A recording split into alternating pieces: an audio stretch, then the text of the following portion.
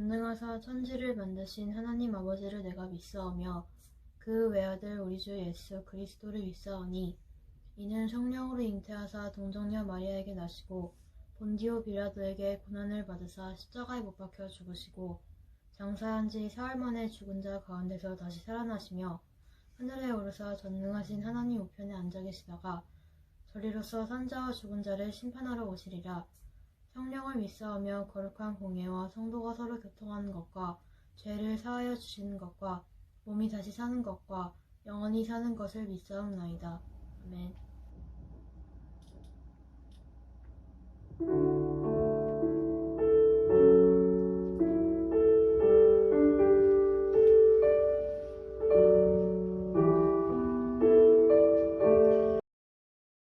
할렐루야. 오늘도 이 자리 가운데 나오신 여러분을 환영합니다. 시간 우리가 삶을 살아가면서 힘들고 괴로울 때 다른 것 구하지 않고 주님만을 구하겠다고 고백하시면서 다 같이 찬양하시겠습니다.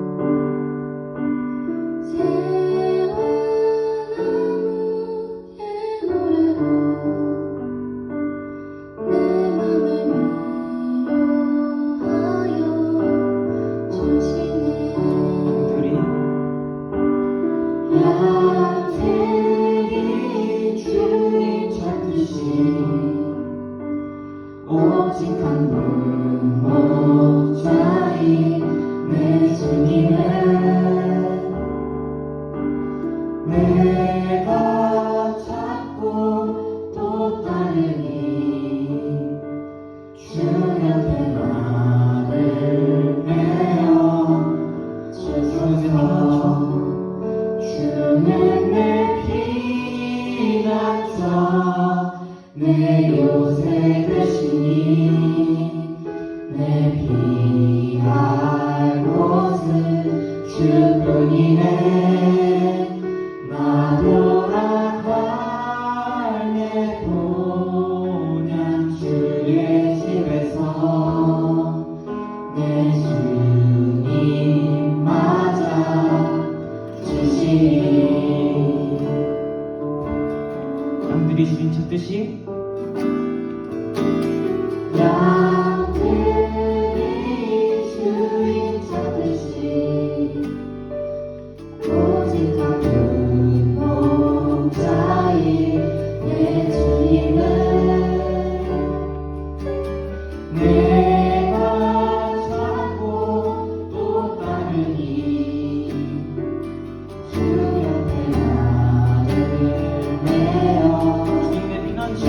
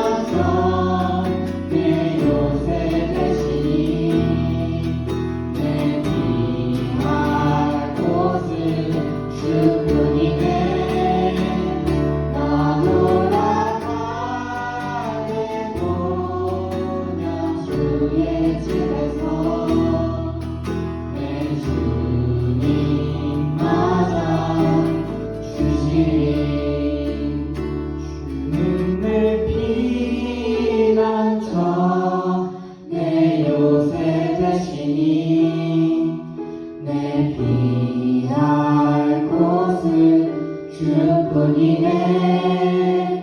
나 돌아갈래 본향 주의 주님 맞아 주시니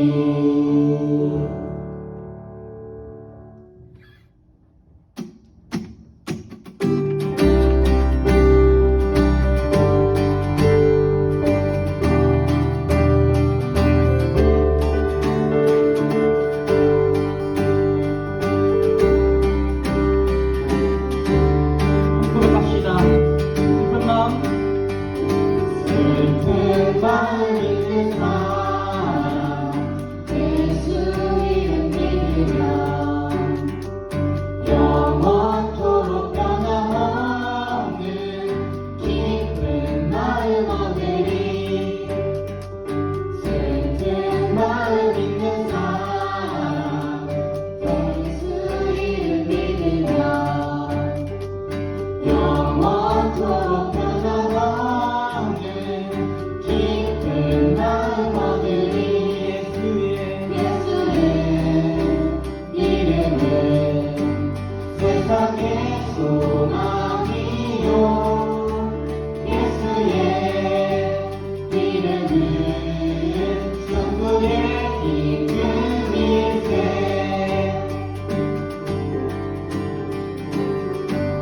존귀하신 주의 이름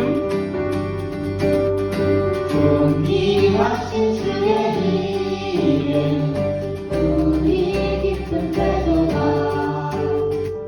주의 품에 안길 때에 기뻐 찬송 부르리 다시 한번 존귀하신 존귀하신 주의 우리 이름 군대들아 우리 깊은 태도가 주의 품에 안길 때에 기뻐 찬송 부르리 예수의 이름은 세상의 소망이요 예수의 이름은 천국의 기쁨 다시 한번 예수의 이름은 예수의 이름은 세상의 소망이요 예수의 이름은 천국의 기쁨일세 우리 갈 길 우리 갈 길 가까스에 보좌 앞에 나가 왕의 왕 경배하며 왕의 경배하며 멸류관을 그리 예수의 이름은 세상의 소망이요 예수의 이름은 천국의 기쁨 다시 한번 갑시다. 예수의 이름은 예수의 이름은 우리 소망입니다. 세상의 소망이요 예수의 이름은 천국의 기쁨일세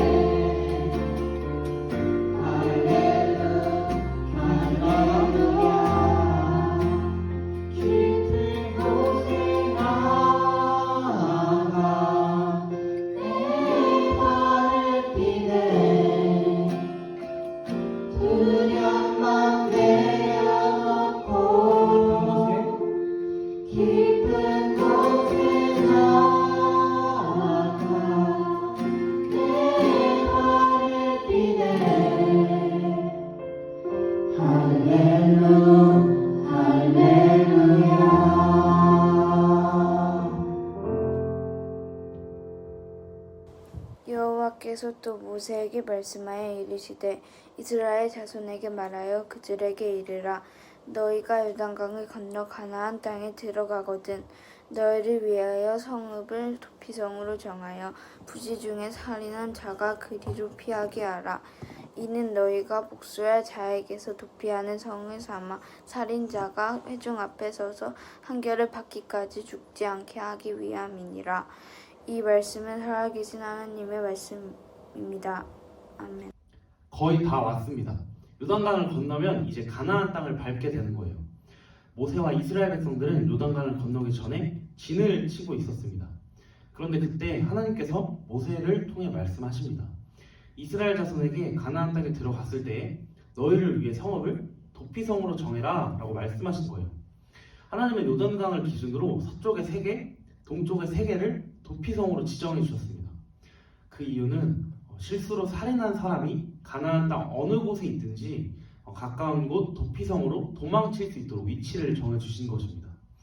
살인이 일어났을 경우에 유가족들이 굉장히 분노하고 복수를 하려는 마음이 있을 건데 12절 말씀처럼 복수할 자에게서 도피하는 성을 삼아서 판결을 받기 전에 죽지 않게 하려고 하신 것입니다. 우연한 사고에 대해서는 사형 집행이 이루어지지 않도록 막아주신 거예요. 그러나 고의로 살인한 경우는 12절 이후 말씀에 나오는데 살인사건에 고의성이 있거나 악한 동기가 있음으로 밝혀지면 그때 살인자는 사형에 처해졌습니다. 오늘의 말씀이 우리에게 의미하는 것은 하나님은 우리에게 피난처가 되신다는 것입니다. 하나님은 결과뿐 아니라 마음의 동기를 굉장히 중요하게 보시는 분이에요. 하나님은 이스라엘 백성들이 살인이라는 큰 죄를 아주 지혜롭게 해결하기를 바라셨습니다. 그래서 상대방을 죽이려는 어떠한 의도가 없었지만 생각지도 못하게 살인을 저지른 사람은 도피성을 통해서 정당한 재판을 받도록 하시는 것입니다. 예를 들어 공사장에서 인부가 일하다가 실수로 벽돌을 떨어뜨렸는데 마침 지나가던 행인이 맞아 죽게 된 경우와 같은 상황이에요. 그래서 실수로 살인한 자가 공정한 재판을 받을 때까지 그 생명을 보호받게 하셨습니다. 중요한 것은 이 도피성이 이스라엘 백성들만 사용하는 것이 아니었습니다. 하나님이 허락하신 땅에서는 어느 곳에 있든지 이스라엘 자손이든 타국인이든 도피성으로 피할 수 있도록 하셨습니다. 하나님은 모든 사람들에게 공평하게 은혜를 베풀어 주신 거죠. 하나님은 죄로 인해 죽을 수밖에 없는 우리에게 예수님을 믿기만 하면 죄사함을 받게 하신 것처럼 은혜를 베풀어 주신 것입니다. 어떠한 상황이든 우리가 힘들 때나 위기의 순간일 때에 피난처 대신 하나님께로 나아가면 안전하게 생명을 보장받을 수 있는 것입니다. 우리는 이 사실을 기억하고 하나님의 은혜에 감사함으로 나아가야 합니다. 이스라엘 백성들이 가나안 땅으로 들어가는 여정 속에서 이스라엘에게 전쟁의 패배로 많은 민족들이 죽고 멸망했습니다. 만약에 하나님께서 도피성을 세워주지 않으셨다면 어땠을까요? 이스라엘에게 당한 민족들이 아마 복수를 하려고 칼을 갈고 있지 않았을까요? 하나님은 친히 수많은 백성들의 피난처가 되셔서 공동체의 분열을 방지하셨습니다. 복수의 악순환은 결국 공동체를 파괴하기 때문입니다. 하나님은 하나님의 백성들이 서로 다투고 무질서한 것이 아니라 하나님의 법대로 질서 있는 거룩한 백성이기를 원하셨습니다. 우리도 때때로 복수를 하고 싶을 만큼 나에게 실수하거나 잘못한 사람이 있지 않습니까? 여러분, 그러나 그 실수의 잘못에 대해 똑같이 하려고 하기보다 나의 죄가 너무 크지만 사랑으로 우리를 안아주신 하나님을 기억하면서 그 사람을 이해하고 용서할 때에 하나님이 원하시는 모습인 믿음의 백성으로 살아갈 수 있을 것입니다. 그런데 사실 우리의 힘으로는 쉽게 남을 용서하거나 사랑할 수가 없어요. 그렇게 우리는 하나님께 더욱 의지해야 하는 것입니다.